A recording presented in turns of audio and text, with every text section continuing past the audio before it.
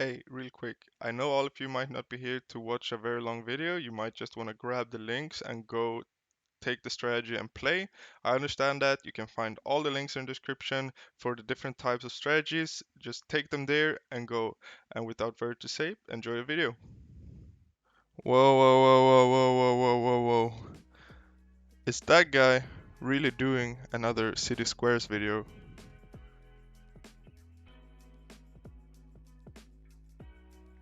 What is up guys, Oxel here. In today's video, yes, this is another City Squares video, but I have been getting a lot of questions about my mapping strategies. People want to know how to do it and why I recommend this so much. If you have interacted with me either here with my videos on YouTube or on Twitch, you are probably familiar that City Squares is just my little baby and I love it. And today in this video, I will just once and for all give you my motivations behind why City Squares is my favorite map and why I think more people should utilize this strategy over others. And it's very flexible, you can almost do anything with it. The first reason, and probably most important in my point to play City Squares, is that most strategies that you play on City Squares are very low maintenance, i.e.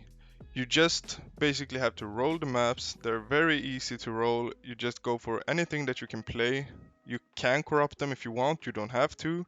And the trading for playing the maps is so easy if you compare it to trading for sextant and charged compasses, trading for scarabs, trading for maps if you don't sustain with other strategies. All of this is just no problem with this strategy, and that is the biggest part in my opinion. Someone who doesn't like to trade but doesn't like to play SSF, but I just want to be able to play what I want and then play it as much as possible and not waste time. This is the perfect strategy for you. Second reason for playing City Squares, in my opinion, is that it is extremely flexible. You can do almost any type of content on this map that you wish to do. You can just change your atlas tree and adjust it to include the things that you want to farm. There's basically very few limitations on this map. The few limitations might be breaches. If they spawn very awkwardly, then you might not get a lot of monsters out of them.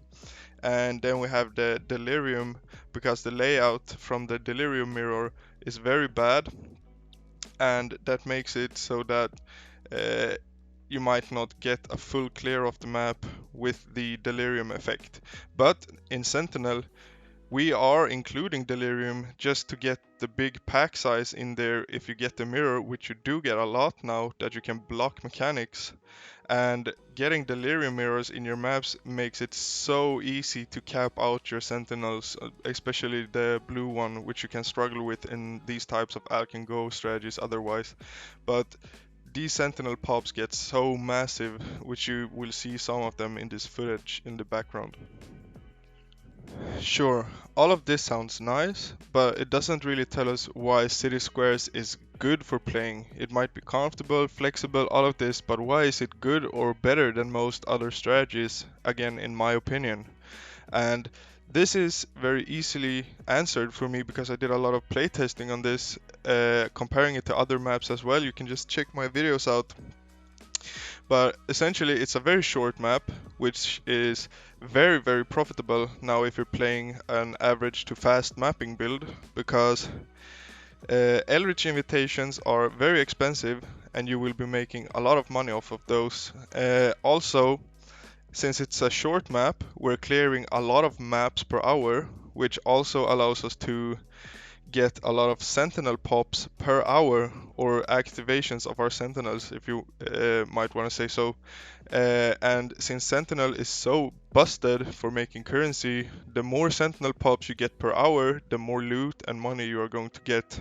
It has a very readable layout, which gives it our or us rather, access to rushing the boss, which is extremely powerful, because you're shrinking the amount of mods, so you can stack the same type of multiplier for reward type, i.e. currency reward type from the Eldritch altars.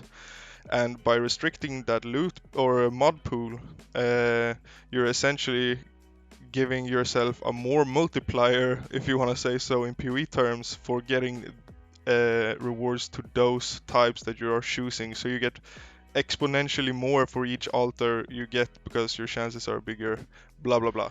Alright, so Eldritch altars, everyone is talking about them, but why are they so good then? Well, essentially, with what I previously said, by utilizing Eldritch altars efficiently, by probably choosing currency rewards this league. I know last league Scarabs was the thing for Eldritch altars, but now we have more overlapping multipliers on the currency side. I'm still on the edge about if I think the priority goes Eldritch Ichor currency first and then map currency, or map currency first and then Eldritch Ichor. Still on the fence, but both are probably extremely good compared to the other choices. And a thing to keep in mind also is the basic currency duplication, because this is actually duplicating our map currency, it's duplicating our Eldritch Ichor currency, and our regular basic currency. So it's overlapping over all of those. So if you try to stack up currency reward, make sure to almost always pick the basic currency duplication, which will grant you so much profit, I promise you. Alright, so we're hopping in game real quick. I'm currently on a pretty scuffed Atlas tree, but just don't mind what I have here. What I want to tell you is that you can do pretty much anything. You can use your essences, blights, you can use the delirium if you want to. I would advise not to. You can use your legions, you can use your smuggler's caches, pretty much anything you want. And as I said in the start of the video, I will be linking to some example trees in the description where you can just take the tree's core and then expand them or adjust them however your liking is or what you want to include in a strategy. But most trees are pretty easy to actually just adjust for your liking, so I highly recommend you to go do that. So this is the last thing that I will want to show you in this video, just a quick tip how to adjust your own trees for your own liking. And basically don't be afraid to swap around and play around with it, because it's very simple. Just take this, highlight the shortest paths, and then let's say that you have a tree that starts like this and goes into harvest and then goes further on out here, right? And if you don't want to play harvest, for example, just highlight the path. Say you want to go up here, or you want to go to this, or the expedition, or whatever. Just highlight or hover whatever you want to go to. Try to be reasonable and see the shortest path. So if you want to have this and this, maybe don't hold here, you know, don't be a papega. But yeah, so don't be afraid to play around and adjust the trees that I have in the description to your own liking. Maybe you want to play Expedition, Legion and Harvest and not Expedition, Legion and Abyss, and you can just swap around everything very easily. And with that said, I hope you enjoyed this video. I will be coming out with more content soon and specific farming strategies, but for now, have a good one. You can find me on Twitch, Oxel Gaming. Please subscribe and like here on YouTube. Comment if you have any questions, and don't forget to like yet again, it really helps me out. Without further to say, goodbye.